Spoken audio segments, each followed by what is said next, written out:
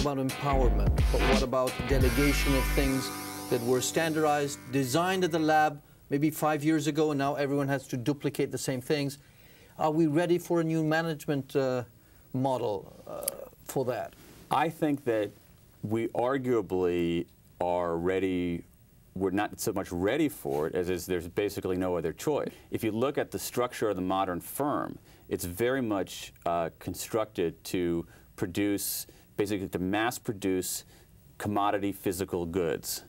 And what we've tried to do as economy move more towards services and white-collar work is we've essentially taken that model of the firm and tried to retrofit it to the information age. Well, if my argument is right, and I'm convinced that it's more right than wrong, that we're moving to more of these, away from these left-brain information age abilities and more to these right-brain conceptual age abilities, then the form of the firm is even more out of sync, and that it calls for essentially, as Gary Hamel might say, as I agree, it calls for essentially smart people starting with a blank sheet of paper. Yeah. And you see experiments, though, out there on this. I was going to ask, give me examples or companies that are more right-brain organized. Yeah, you see examples out there, and I think that in retrospect they'll end up seem very primitive. But to my mind, to my eye, they detect the first stirrings of these things.